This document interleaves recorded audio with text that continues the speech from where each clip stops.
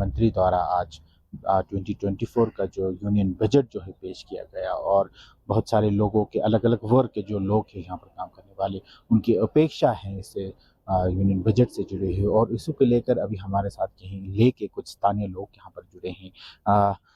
Sir आपका नाम? मेरा नाम असगर अली है। तो आज जो यूनियन बजट जो पेश किया गया 2024 उसको लेकर क्या कहेंगे?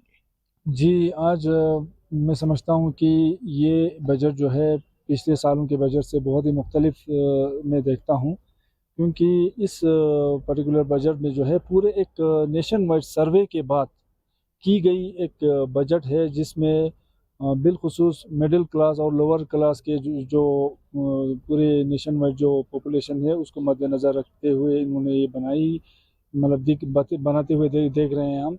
और बिलख़ुसूस अगर हम कहेंगे कि पूरे युवाओं को और महिलाओं को जो है ध्यान में रखते हुए, क्योंकि आज हम देखते हैं कि पूरे हिंदुस्तान में अनएम्प्लॉयड जो रेट जो है वो बहुत तेज़ी से बढ़ रही है और वो इसके ऊपर जो है गवर्नमेंट जो है काफ़ी सालों से बहुत चिंतित भी है और इसके ऊपर जो है काफ़ी क्रिटिसाइज़ भी होते आया।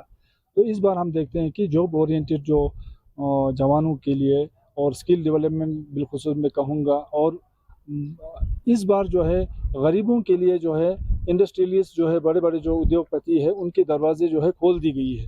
क्योंकि जो पढ़े लिखे जो नौजवान जो बेरोज़गार थे, जिनको स्कोप अपॉर्चुनिटीज़ बहुत कम मिलती थी।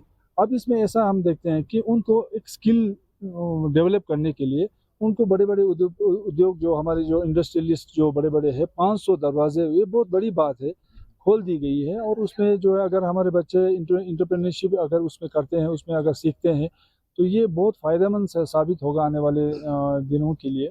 क्योंकि परसों आपने देखा होगा कि पूरे जितने भी बड़े चैनल्स हैं उस पे यही डिबेट चल रही थी कि हिंदुस्तान को आज साल में 75 लाख जो रोज़गार जो है इसको एक बनाने की ज़रूरत है।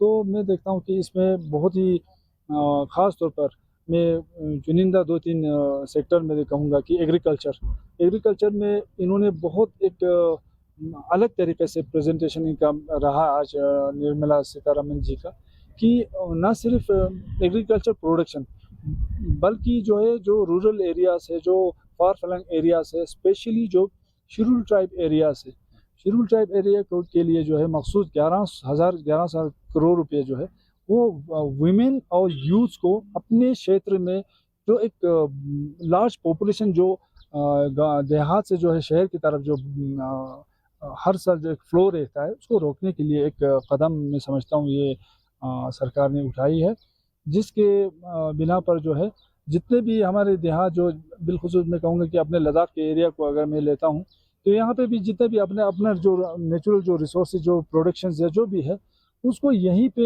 हमारे जो युवा जो नौजवान है, हमारे ख़वातीन, हमारे औरतें, हमारे जो वीमेन जो वो है, तो इनमें जो है ये सारे इन चीज़ों का फ़ायदा उठाते हुए यहाँ पे छोटे जो स्मॉल स्केल इंडस्ट्रीज़ जो हम कहते हैं, जो अपने लेवल पे हमारे अपने लद्दाखियों के लेवल पे हम बना के हम इसको प्रोडक्शन के साथ-साथ जो है इसको हम मार्केट तक पहुँचाने का ये भी जो है हम उठा सकते हैं, लाभ उठा सकते हैं।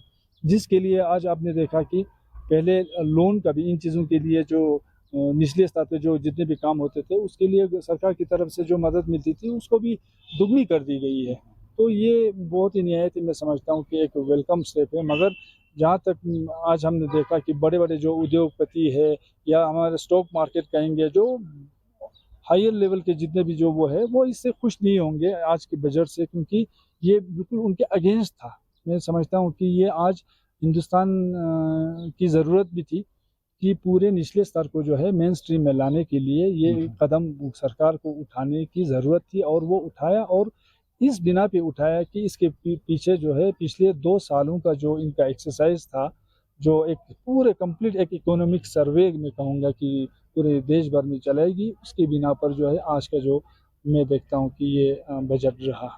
बहुत-बहुत शुक्रिया सर। हाँ, सर आपका नाम? मेरा नाम रियाज़ अहमद है। तो सर आज के जो यूनियन बजट जो पेश किया गया उसको आप किस तरह से देखते हैं? मैं सबसे पहले आज 2024 के बजट पेश करने वाले हमारे फाइनेंस मिनिस्टर को मुबारकबाद देना चाहता हूँ, क्योंकि उन्होंने इतना सोच समझ से बजट बनाया है। सबसे ज़्यादा हम युवा को और हमारे जो रॉ मटेरियल जो हिंदुस्तान में निकलता है उसको इंडस्ट्रीज ला के जो बेरोज़गार को ख़त्म करने के लिए उसने प्रोजेक्ट बनाया है, उस पर फोकस रखा है। मैं उसके लिए मुबारकबाद देना चाहता हूँ, क्योंकि हमारे यहाँ बहुत बेरोज़गार है, उसको ख़त्म करने के लिए उन्होंने प्लान बनाया। इसी तरह से जो ज़मींदारों के लिए भी उन्होंने ख़ास रखा है, और ख़ासकर मेडिसिन के लिए जो उन्होंने जीएसटी काम किया है, उसके लिए मैं मुबारकबाद देता हूँ। क्योंकि इससे क्या होता है, हमारे गरीबों की जो हमारी सेहत पर जो बहुत बड़ा बोझ पड़ता है प्राइवेट अस्पतालों में जाने से, वो रोक जाएगा, ताकि हमारे छोटे हो, ज़मींदार हो या लेबर हो, उन पर ख़ास ख़्याल रखा है, ख़ासकर लेबर पर और ज़मींदारों पर, जो कम इनकम वाले पर, इस पर उन्होंने फोकस रखा के बनाया है, ताकि इससे ये पता चलता है सबके साथ सबका विकास जो है।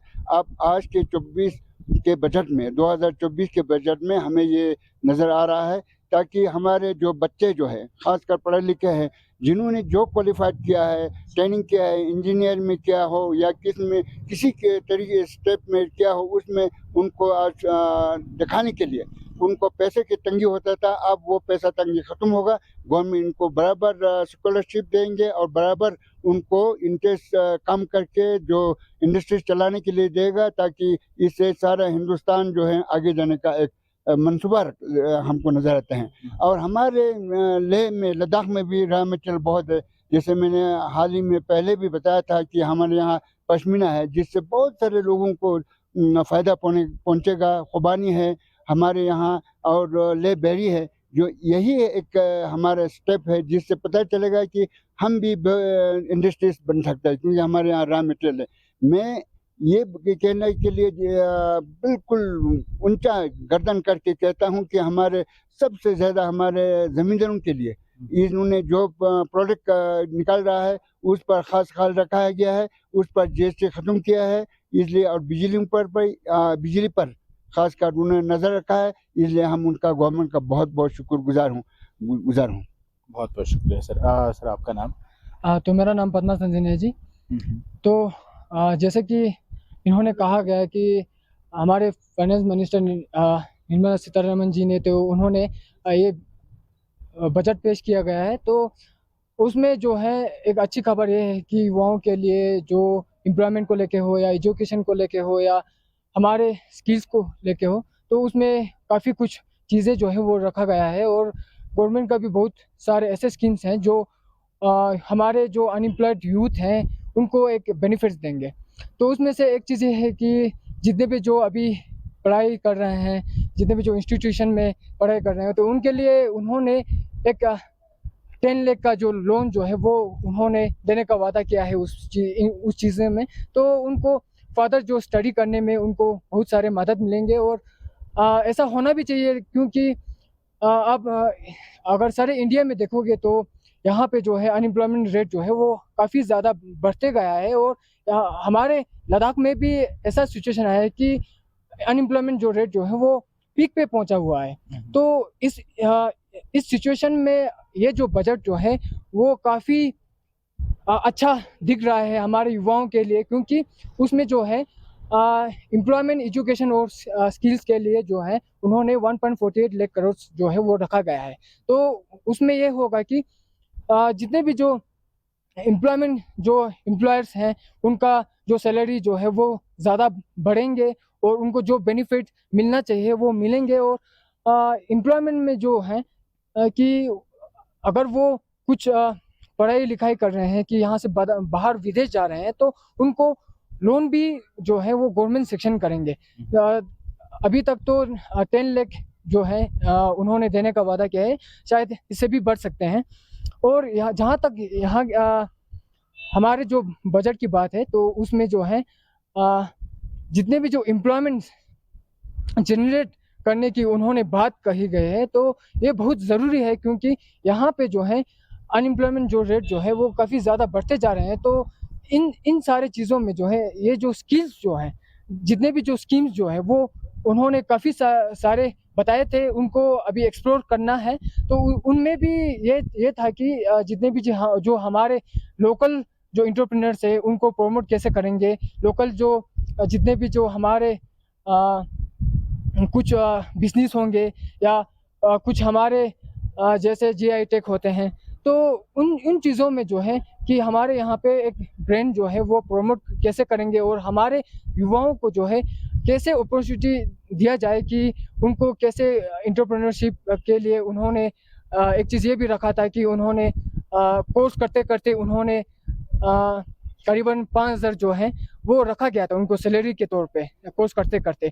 तो उसके बाद भी उन्होंने 6,000 रुपये का भी उन्होंने जिक्र किया था। तो इन चीज़ों से जो है वो युवाओं को जो है बहुत इंकरेज मिलेंगे और आने वाले समय में जो है ये जो स्कीम्स जो हैं जितने भी जो पीएम जो स्कीम्स है या गवर्नमेंट के जो स्कीम्स है वो सभी को लागू होना चाहिए और सभी को इसको बेनिफिट मिलना चाहिए। हमारे जो लद्दाख जो है वो एक ट्राइबल एरिया है, तो अभी तक डिक्लेयर तो नहीं हुआ, फिर भी वो ट्राइबल एरिया है और यहाँ पे काफ़ी ज़्यादा अवाम है जो कि एसटी होल्डर्स हैं, तो उनको भी काफ़ी चीज़ें ऐसा है कि उनको कुछ फैसिलिटीज़ मिलना चाहिए, जो युवाओं को जो है वो मिलना चाहिए, तो उन्होंने रखा गया है। तो ये चीज़ें जो है हर किसी को बेनिफिट करना चाहिए और हर किसी तक पहुंचना चाहिए, मैं यही उम्मीद करता हूँ। बहुत बहुत शुक्रिया सर। तो अभी हमारे साथ बात कर रहे थे यही लेके स्थानीय जो आज के जो 2024 के जो बजट पेश किया गया वित्त मंत्री द्वारा पार्लियामेंट में, तो खास करके जो वुमेन्स को लेकर, खासकर एग्रीकल्चर फार्मर्स को लेकर और साथ ही साथ यूथ को लेकर जो अभी हमारे साथ बात कर रहे थे। कैमरामैन सोनम के साथ मैजिक मिनस्ता के लिए से।